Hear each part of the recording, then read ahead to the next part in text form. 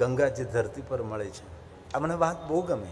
આવી બહુ સુંદર સુંદર પ્રેરણા જે પ્રેરણા આપનારી વાતો છે આપના સમક્ષ હું પહોંચાડવાનો પ્રયાસ કરીશ, જે જ વાસ્તવિકતા છે.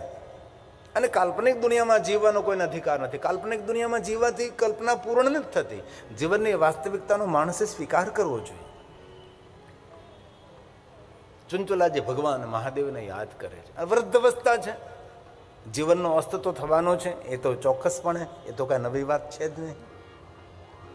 ચુંચુલાજીને મૃત્યુનું જ્ઞાન થયું છે અને મહાદેવની ભક્તિમાં અદ્ભુત શક્તિ પણ છે.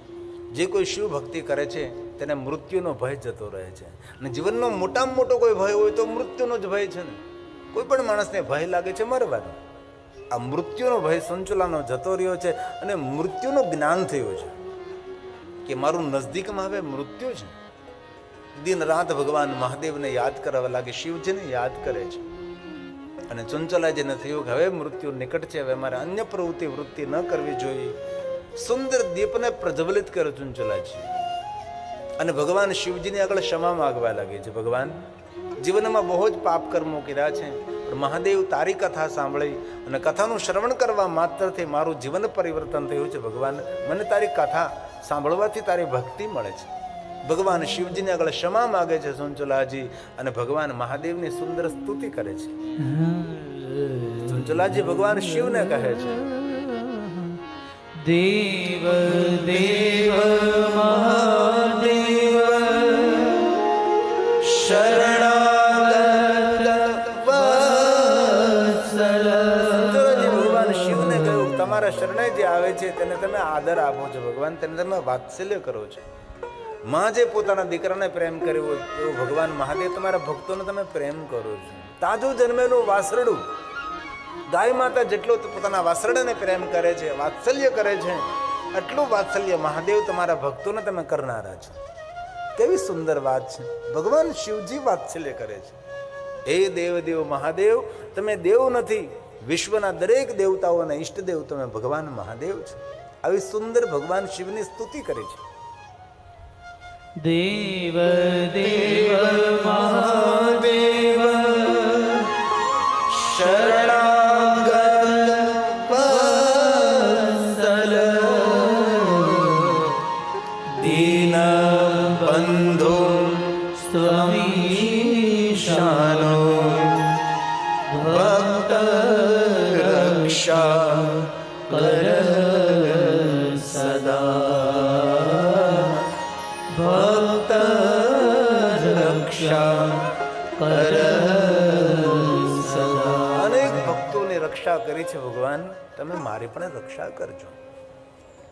ચુંચુલાજી ભગવાન શિવને યાદ કરતા કરતા પોતાનો અંત સમય કોઈ પણ પીડા વગર પોતાના શરીરનો ત્યાગ કરે છે.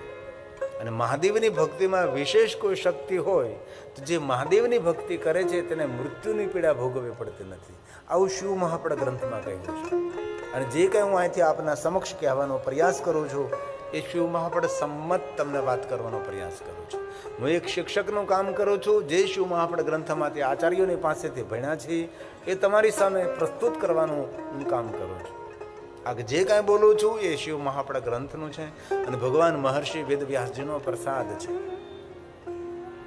કોઈ પણ પીડા નહીં, પીડા રહિત મૃત્યુ, વેદના રહિત મૃત્યુ.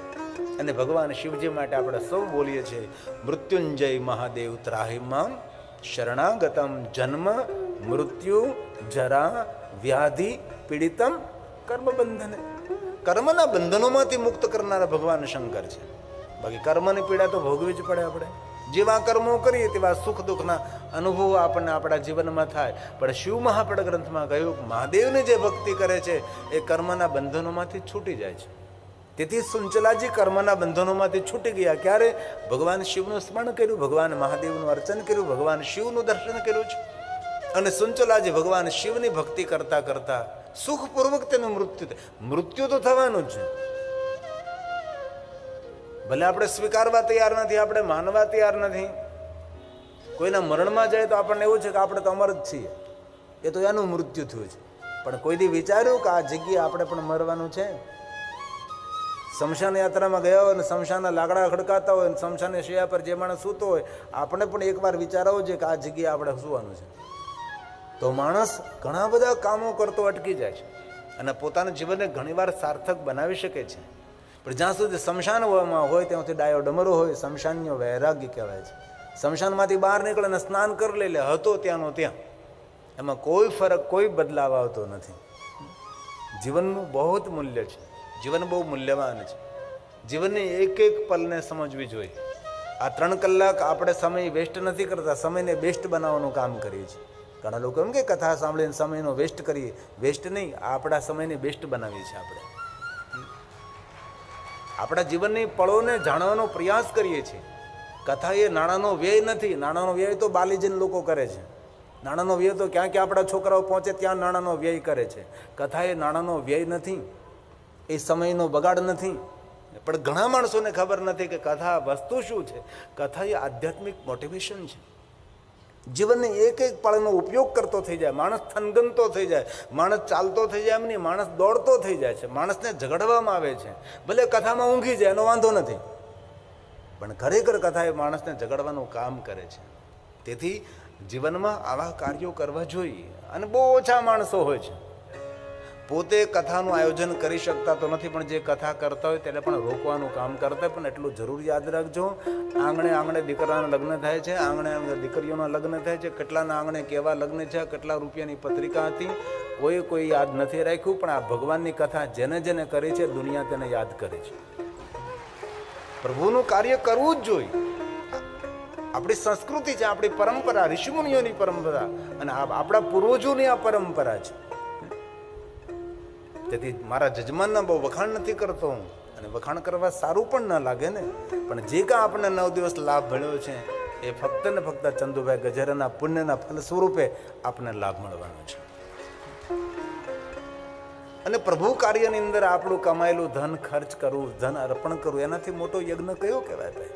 ભલે એમાં બધા નહીં સુધરે તો આપણને પાકો ભરોસો છે, પણ કોઈ તો જે હોય, જે કથા સાંભળીને પોતાના જીવનને પરિવર્તન કરે, પોતાના જીવનને બદલી શકે છે, પોતાના જીવનમાં નવું વિચારી શકે છે.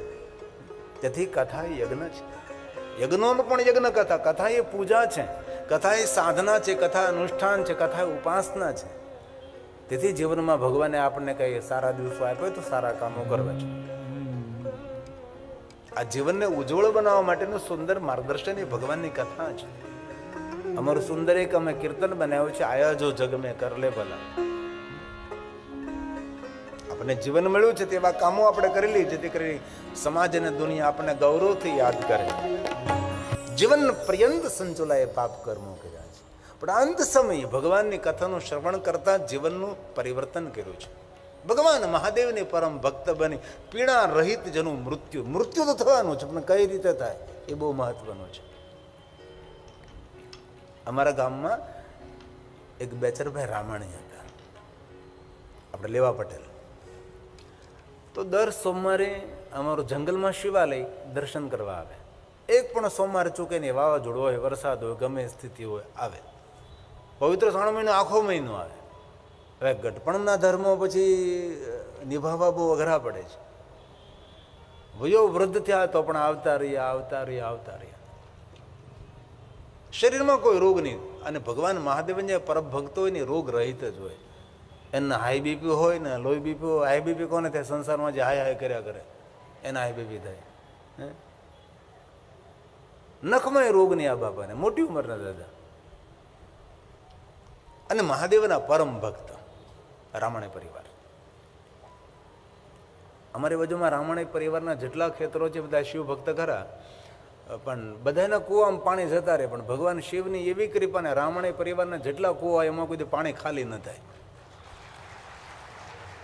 આટલી બધી તેની માન્યતા મહાદેવ પ્રત્યે. આવા તો ઘણા બધા દાખલાઓ, જીવંત દ્રષ્ટાંતો આને કહેવાય, કાલ્પનિક દ્રષ્ટાંત ન કહેવાય. એમાં સોમવાર હતો અને સવારમાં ભગવાન મહાદેવનું દર્શન કરવા જવા માટે તૈયાર થયા. ફાળીઓ નાખ્યું, ખંભાને પાઘડી બાંધીને જોડા પહેર્યા, તો બાપાને છાતીમાં દુખવા લાગ્યું. હવે નખમાં રોગ નહીં આમને, આ દાદાને, બેચરભાઈને. તો બેસી ગયા, હાલી ન શીખ્યા. છોકરાને કીધું કે આજે હાળું શિવાલય જવું છે ને સોમવાર છે ને શરીર સાથ નહીં આપે એવું લાગે છે. દીકરા એક કામ કરે, બળદ ગાડું બાંધતું. છોકરાએ ગાડું જોડ્યું. આ ઘણા સમય પહેલાંની વાત, લગભગ 32-33 વર્ષ પહેલાંની વાત છે. બહુ સમય પહેલાંની, એનાથી પણ વધારે હોઈ શકે, 35 વર્ષની આસપાસની વાત.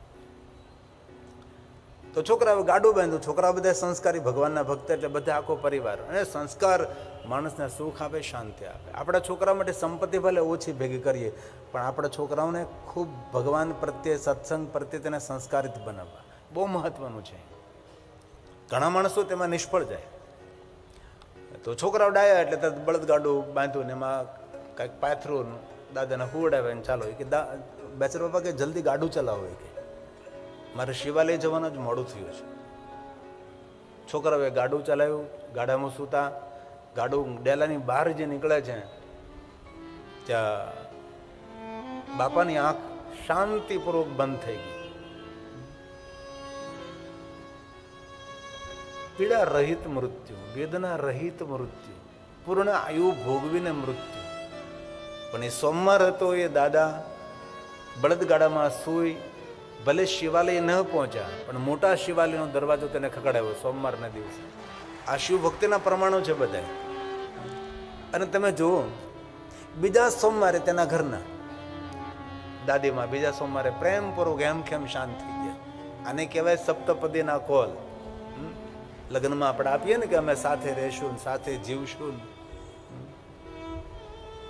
આ મારા ગામની સત્ય ઘટના. મારું ગામ મોટા ઝીંઝુડા. આમાં ઘણા એ બાજુના બધા હોય છે. જંગલમાં અમારું શિવાલય. હવે અનેક શિવ ભક્તોના દ્રષ્ટાંતો પીડા રહિત એના મૃત્યુ થયા છે. ચંચુલાજીએ કેટલા પાપ કર્મો કર્યા, પણ અંત સમયે ભગવાનની કથા સાંભળી, વાણી વર્તન બધું જીવનનું બદલીને ભગવાન મહાદેવને સમર્પિત થાય છે. અને તેનું શરીર શાંત થયું ભગવાન મહાદેવને યાદ કરતા કરતા. અને માન સન્માન સાથે ચંચલાજીને ભગવાન મહાદેવના ગણો શિવલોકમાં લાવે છે. યમરાજાએ વચન આપેલું, જે મહાદેવની જે ભક્તિ કરે તેનું સન્માન કરીશ, એવું યમરાજાએ શિવ મહાગ્રંથમાં યમરાજની શિવ ભક્તિનું બહુ મોટું વર્ણન છે. યમરાજા મહાદેવના પરમ ભક્ત છે, એના માટે શિવ ભક્ત સન્માનિત છે.